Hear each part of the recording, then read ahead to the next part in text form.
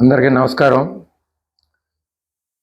Sabari YouTube channel Khammam మీరందరూ subscribe చేయవలసిందిగా కోరుతున్నాను. అలానే షేర్ చేయండి. ఇది నేను ప్రజల విషయాన్నే దాదాపు మాట్లాడతాను, ఎక్కువ ఏ పార్టీకి సంబంధం లేకుండా. ఇప్పుడు ప్రభుత్వం తెలంగాణ రేవంత్ రెడ్డి గారి ప్రభుత్వం ఏర్పడి 21 నెలలు అయింది. 6 గ్యారెంటీలు 420 హామీలు ఇచ్చారు. ఏది అయితే వాటి వరకు ఫుల్ఫిల్గా అమలుపరచలేదు. సమస్య ఏమిటంటే సమస్యలు అలా ఉన్నట్టుంది ప్రభుత్వం, అతి గతి లేకుండా అభివృద్ధిలో కానీ ఏ విషయాల్లో కూడా. లోగడ గ్రామీణ ప్రాంతాల్లో 60 సంవత్సరాల కింద ప్రతి గ్రామంలో రచ్చబండి అనేది ఉండేది. కూర్చునేవాళ్ళు రాత్రి సాయంత్రం 7 తర్వాత ఊళ్ళో రైతులందరూ కూడా.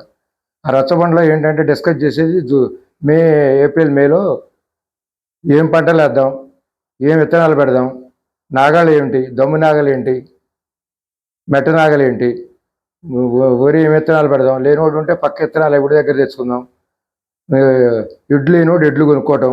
ఇది ఒక ప్రణాళిక ప్రతి ఒళ్ళు డిస్కస్ చేసి దీని తర్వాత అవలంబించేటట్టు చూసుకునేవాళ్ళు. అప్పులు ఏమిటి, పెట్టుబడి ఏమిటి, పాలేళ్ళు ఏంటి అనేది చేసి వాళ్ళు చేస్తున్నవాళ్ళు. అట్నే బావులు ఉండే వాళ్ళకి ఆ బావికి సంబంధించిన మూట కానీ మూట గిరకలు కానీ అవన్నీ చూసుకునేవాళ్ళు. ఇది అప్పుడు ఉన్న ప్రణాళిక. ప్రభుత్వం ఏర్పడి ఇన్ని రోజులు అయిన తర్వాత కూడా ఇవాళకు కూడా దాదాపు 15 మంది మంత్రులు ఉన్నారు, 200 మంది అధికారులు ఉన్నారు, 5 లక్షల మంది ఉద్యోగస్తులు ఉన్నారు, 3.5 కోట్ల జనాభా ఉంది. ఇవాళ వరకు కూడా నిర్దిష్టమైన ప్రణాళిక వైద్యపరంగా కానీ వ్యవసాయ పరంగా కానీ వాళ్ళకు కూడా చేయలేదు. ఒకవైపున రైతులు పురుగు మందులు కల్తీ అని గోల, యూరియా దొరకటం లేదని గోల.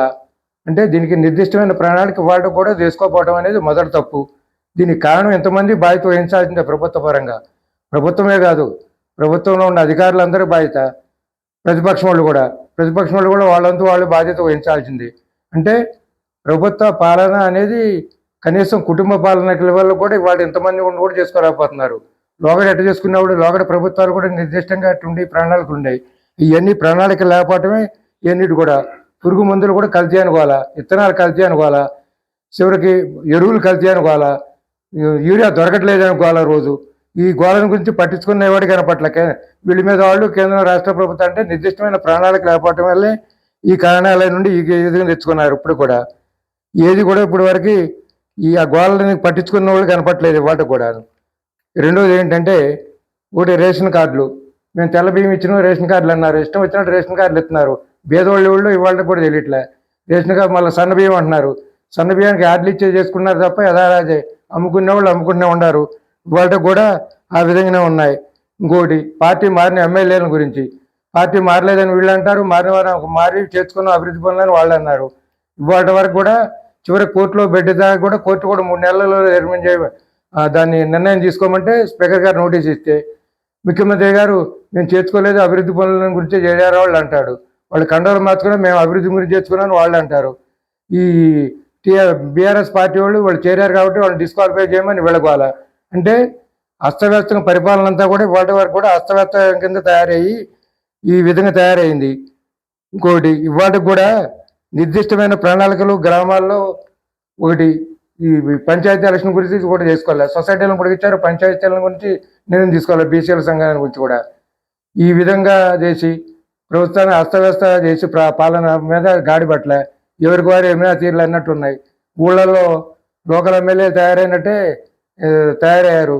వీళ్ళే అన్ని మట్టి మాఫియా, అన్ని మాఫియా, బియ్యం మాఫియా అన్ని లోకల్ ఎమ్మెల్యేలే చూస్తున్నారు. అంటే ప్రతి ఊరికి కొంతమంది తయారు చేసుకున్నారు. ఈ పార్టీలను తిట్టడం తప్ప ఆ పార్టీ ఈ పార్టీ అని ఎంతవరకు పేరాచూడు జనాన్ని తీసుకొచ్చి చేసి నిర్దిష్టమైన కాంగ్రెస్ ఏంటంటే ఒక మంచి పేరుతో ఉండేది లోగడ. ఇవాళ వరకు కూడా ఆ మంచి పేరుని వీళ్ళందరూ కూడా పేరాచూడు జనాన్ని వచ్చి ఆ మంచి పేరుని కూడా జడగొట్టే చేస్తున్నారు. ఇట్లా మీ ద్వారా కోరుకుంటూ ఇట్లా మీ భీమిరెడ్డి పుల్లారెడ్డి.